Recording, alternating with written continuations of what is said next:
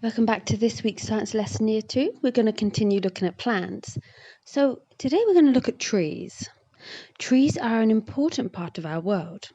They provide wood for building and pulp for making paper.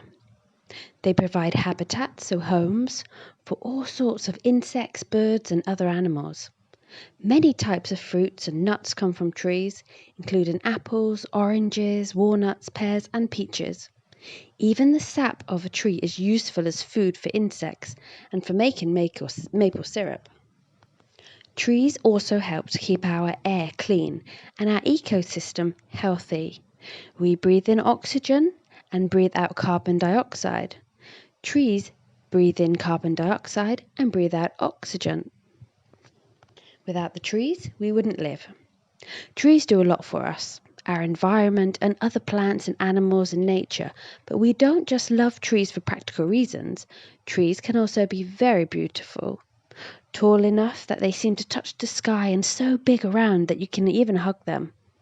Thousands of artists and professionals and amateurs alike have painted pictures of trees, and thousands of poems and songs and stories have been written about them. I would guess that just about everyone on Earth has at some point in their life stopped to enjoy the beauty of a tree. Now, there are two main types of trees, deciduous and evergreen. Now, the deciduous trees lose all of their leaves for part of the year. In cold climates, this happens during the autumn, so that the trees are bare throughout the winter. In hot and dry climates, deciduous trees usually lose their leaves during the dry season. And then we have the evergreen trees that don't lose all of their leaves at the same time. They always have some foliage. They do not lose their leaves a little at a time, with new ones growing to replace the old ones. But a healthy evergreen tree is never completely without leaves, hence the name evergreen. It is always green, forever green. Now let's take a look at the parts of a tree. So we'll start with the roots. The roots are the part of the tree that grows underground, just like the plants. Trees have a lot of roots. The size of the root system is usually as big as part of the tree above the ground. This is necessary because the roots help to support the tree. It takes a lot of root to hold up 100-foot trees.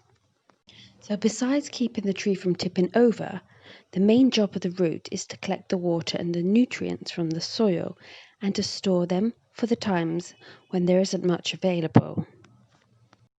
Then we can have the crown, which is made up of the leaves and the branches at the top of the tree. The crown shades the roots and collects energy from the sun for photosynthesis and allows the tree to remove extra water to keep it cool.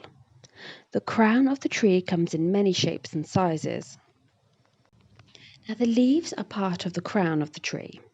They are the part of the tree that converts energy into food. Leaves are the food factory of a tree. They contain a very special substance that we looked at last lesson called chlorophyll. It is chlorophyll that gives the leaves their green colour. Chlorophyll is an extremely important biomolecule used in photosynthesis. Now, leaves use the sun's energy to convert carbon dioxide from the atmosphere and water from the soil into sugar and oxygen. The sugar, which is the tree's food, is either used or stored in the branches, trunk, and roots. The oxygen is released back into the atmosphere for us to breathe. So we have the branches, which provide the support to distribute the leaves efficiently for the type of tree and the environment. They also serve as a conduct for water and nutrients and as storage for extra sugar. And also at the end there are smaller ones called twigs. And then we have the trunk. The trunk of the tree provides its shape and support and holds up the crown. The trunk transports water and nutrients from the soil and sugar from the leaves, just like the stem of a plant. Now let's take a look at the parts of the trunk. So inside the trunk of a tree are a number of rings. Each year of the tree's life is a new ring is added, so many people refer to them as the annual rings. The rings are actually made up of different parts. So the bark, which is the outside layer of the trunk, branches and twigs of the tree. The bark serves as a protective layer for the more delicate inside wood of the tree. Trees actually have inner bark and outer bark. The inner layer of bark is made up of living cells, and the outer layer is made up of dead cells, sort of like our fingernails. Now, the main job of the inner layer is to carry sap full of sugar from the leaves to the rest of the tree. Now, we have the cambium. That is a thin layer of living cells just inside the bark. It is part of the tree that makes new cells, allowing the tree to grow wider every year. Then we have sapwood. The scientific name for sapwood is xylem. It's made up of a network of living cells that bring water and nutrients from the root to the branches, twigs, and leaves. It is the youngest wood of the tree. Over the years, the thin layer of sap would die and become heartwood. So heartwood is the dead sapwood in the centre of the trunk. It is the hardest wood of the tree, giving it support and strength. It's usually darker in colour than the sapwood. And then we have the pinthe, which is a tiny dark spot of spongy living cells right at the centre of the tree trunk. Essential nutrients are carried up through the pinthe. Its placement right in the centre means the most protected from damage by insects and wind or animals. So we know that trees are very important to us.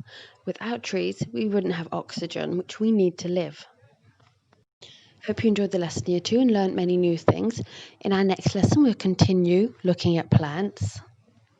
Until then, take care, and I'll see you soon.